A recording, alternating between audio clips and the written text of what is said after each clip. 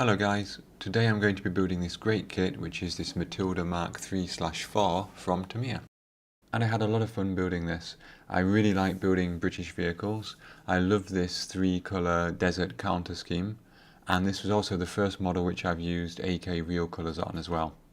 As you can see on the side of the box here, we've got 2 colour schemes. We've got the desert Caunter scheme, and then we've got the brown two-tone scheme. As I said, I'm going for the desert scheme myself. One thing I like to do before I build a model is have a look for some reference images. And they're really useful to give a bit of context to the vehicle, how and where it was used. They give lots of ideas of how you might want to set it up in a base or a diorama. I love this image here, for example, of the British Matilda, which has been captured by the Germans and then recaptured by the Kiwis, I think it is in this case. And here, for example, this is Phantom, which is actually one of the markings in the Tamiya boxing.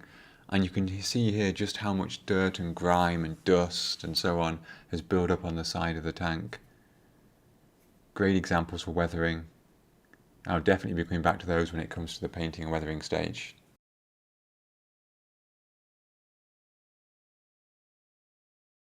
Being a Tamiya kit, there's not a huge amount to say about the build process. It went together extremely well. This is a quite modern kit and there were no big issues, no fit problems. So I'm going to leave you with the initial part of the building and then talk about the painting and the weathering later on.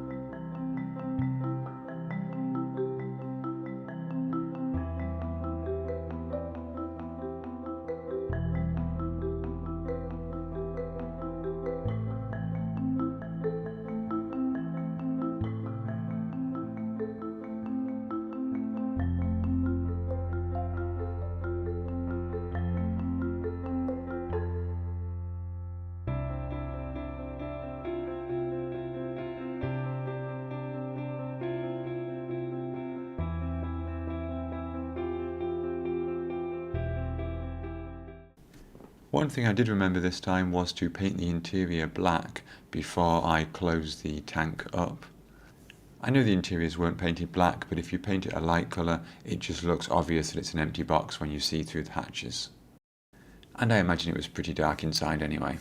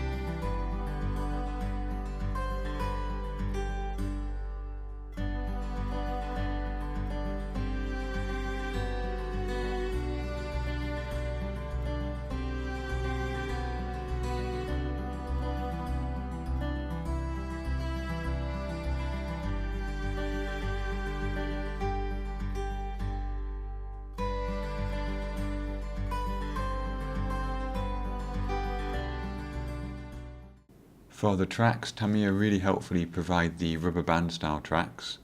These are the modern style ones though, which are a lot more sturdy than the old ones, and you can glue them with regular glue.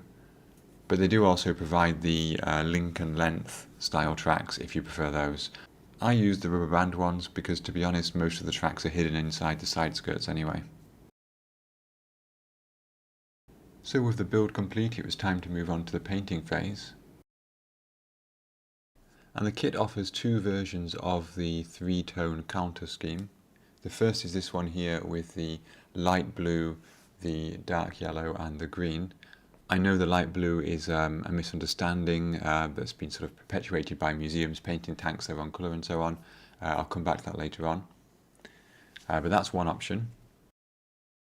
The other option is this version here, which has the green replaced by the brown. However, recently I did manage to get hold of some AK real colours. They're quite hard to get where I live, but I got hold of some in the end. You can see here how the Tamiya colours correspond with the AK real colours. So that first colour there, the XF23, the light blue, is now generally recognised as being wrong. That really should be a silver grey colour, so we can assume then perhaps that the AK is much more accurate than the Tamiya option. In the middle, the light stone is fairly similar to the Tamiya XF59. And then at the end there, Tamiya actually recommend mixing a bit of black with their XF26, so that could be fairly similar to the slate, I guess. However, I'm going to vary this slightly. A recognised option is to use the Portland stone instead of the light stone, so those were the three colours which I used on my Matilda. And here you can see what the real colour paints look like, and there are their code numbers as well.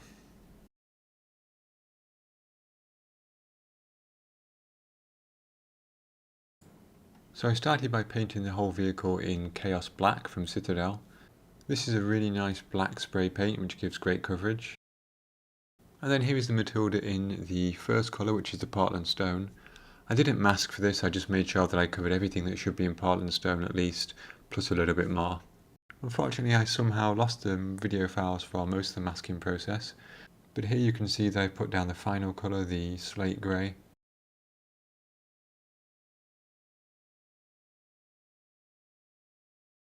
And here is the tank with all three colours down. On the video, the silver grey doesn't look that dissimilar to the Portland stone, but it's a lot clearer in real life. I think given the complex curves that the decals have to follow, I normally would have masked those off, but at the moment I simply don't have any white paint. There seems to be a paint shortage around, it's hard for me to get hold of anything. Nevertheless, I think the decals went down fairly well with a dose of Tamiya mark fit.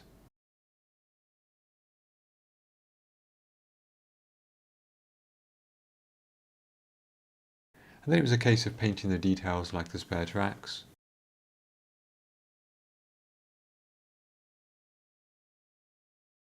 And then using the three standard Vallejo colours that I use for rusting the exhausts.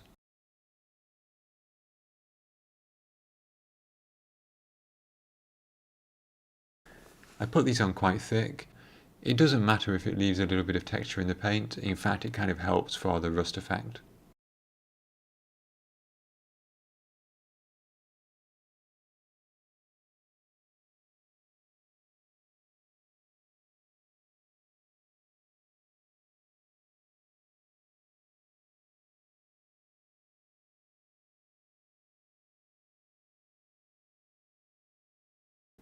Having looked at the reference images earlier, a little bit of chipping seemed like it might be appropriate.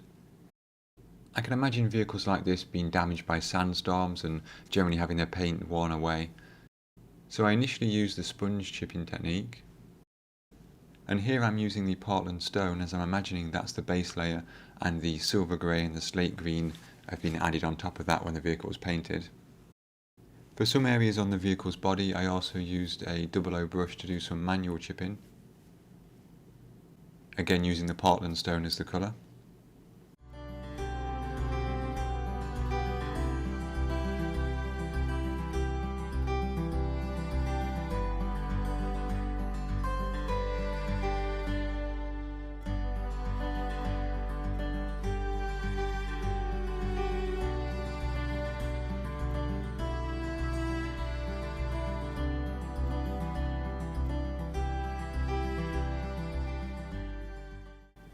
And where the tow cable goes across the body of the tank, I put a lot more chips, basically following the shape of the tow cable as if the cable's been rattling around as the vehicle's been moving.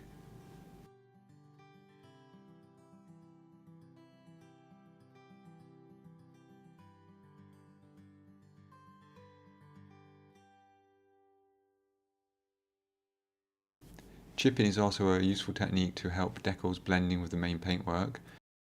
In this case the decal is over green, so that's the colour I used as the chipping paint. And I think you can see there straight away the decal looks a little bit more painted on. It looks a little bit more part of the actual bodywork.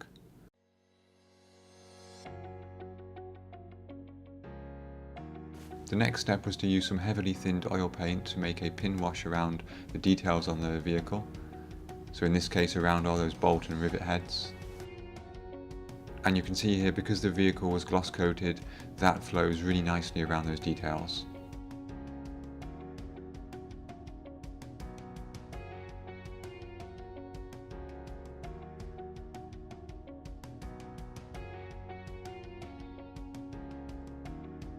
There are lots of great details on this vehicle, especially on the turret, and this technique really makes those stand out.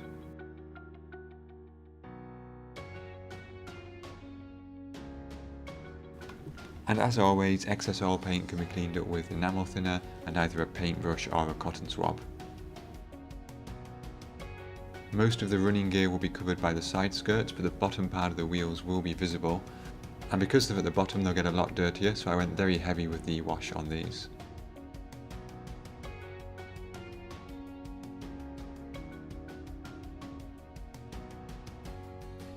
I also put some unthinned oil paints around the turret ring, and I blended that in using a dry brush with no thinner.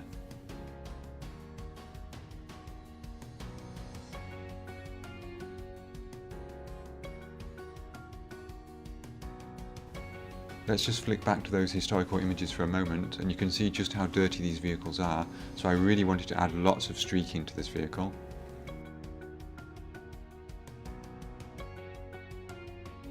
To do this, I started with this area here. I guess they're sort of mud chutes for dirt from the tracks. And I put oil dots in various places on here. This is burnt umber, this is raw umber, there's a little bit of buff in there as well. And then with a slightly damp brush, I streak those in a downwards motion. The effect looks awful at first. The trick is to blend and blend and blend until you get what you want. And always remember that if it goes wrong, you can remove the oil paints with some thinner.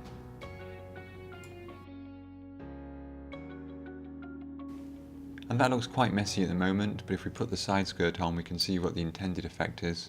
This is not quite finished, obviously I've missed a spot on the left hand side there.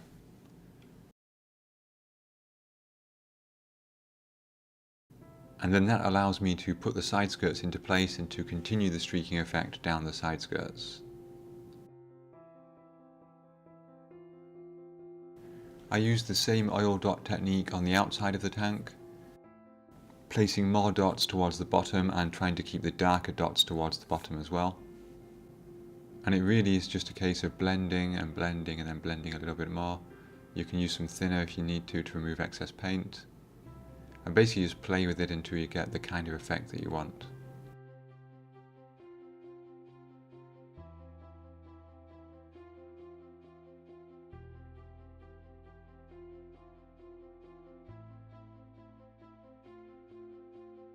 On the flat surfaces I use some buff coloured oil paint. I think this is actually called dry mud. And I blended that into the corners using a dry brush with no thinner. And you can see once it's blended it has that sort of opaque layer which just looks a little bit dusty. I did a similar thing on the rear of the tank, this time with a darker oil paint.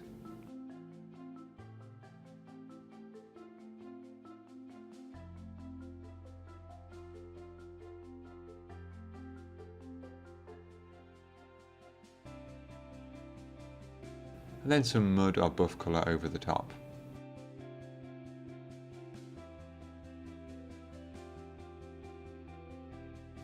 Finally, because I also wanted to simulate dust being kicked up, I went across the bottom of the side skirts with some dots of the light mud buff colour and dry blended that in.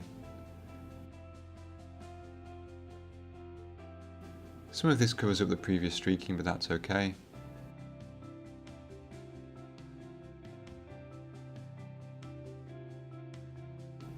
And I kept that thicker towards the rear of the tank and lighter towards the front.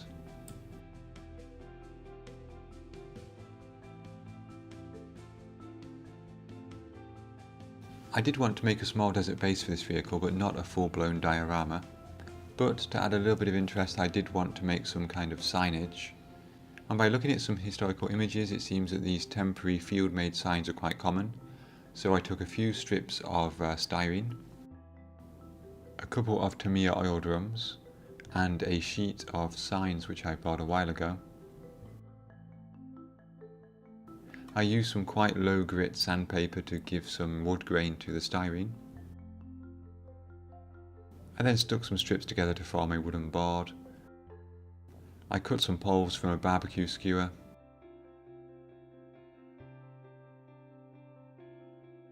And fixed those in place to the oil drums using some foam in the bottom.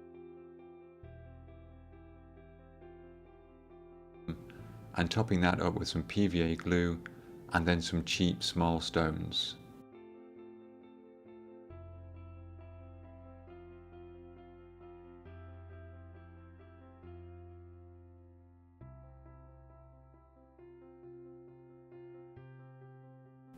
And then to cement that down even further, I dropped in some PVA glue mixed with water.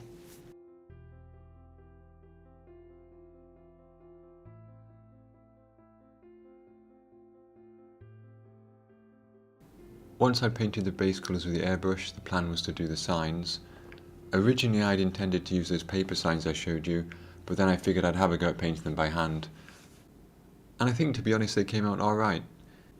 They don't look as detailed as the paper signs, but I do think they look much more like they're part of the model.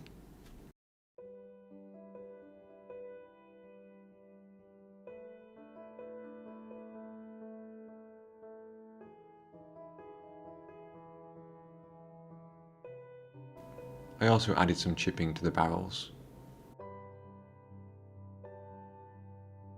I selected this small wooden base for the tank, it just about fits it. Obviously the terrain shouldn't be perfectly flat, so I used some sculptor mould to make a slightly uneven surface.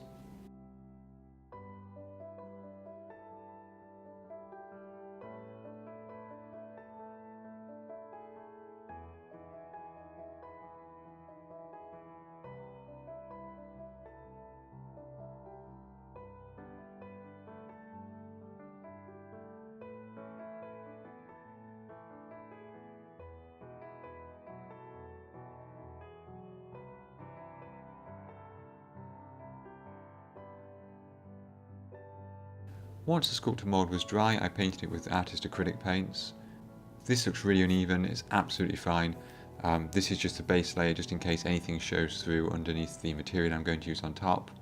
Sculptor mould is quite absorbent, so you need to put quite a lot of paint on, so I would recommend cheap acrylics rather than using modelling paints. For the terrain I use this ground cover from Diodump. This is Rocky Desert, and it's the same material I used a while ago on my German AFV diorama. It's great stuff. As I say, I've used it on one diorama already and you can barely tell there's any missing from this container. And it goes down nicely on top of PVA or scenic cement.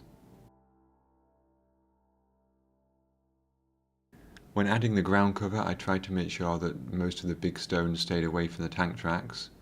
I did this over a sheet of paper because a lot of this scatter will come off even after the glue's dried, and then you can collect it and reuse it. And in fact I used some of the ground cover to add some dust effects to the signs.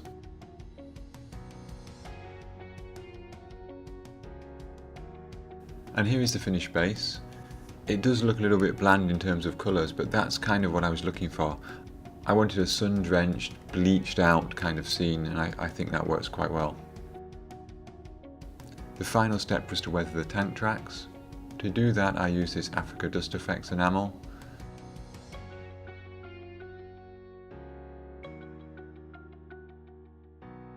I put that on the tracks and I used that as a binder for this African dust pigment.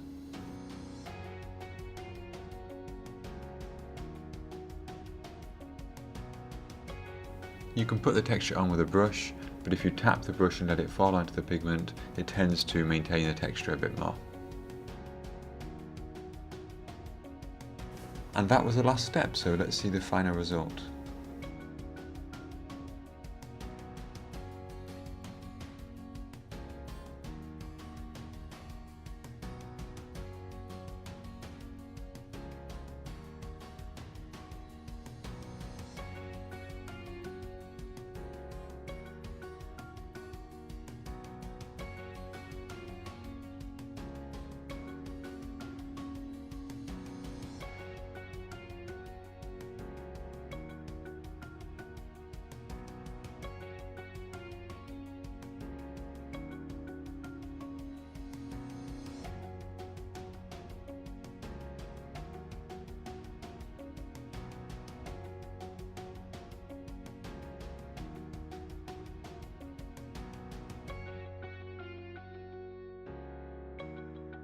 So guys, I hope you enjoyed that video. I really enjoyed building this kit and I have some definite plans to build some more British armour in the future. I've got a couple of projects in the pipeline at the moment, including a couple of F1 cars and the final part of my post-apocalyptic diorama which I posted a few weeks ago. So there's quite a variety of things coming up. So as always guys, thank you very much for watching, and if you liked the video please remember to like and subscribe.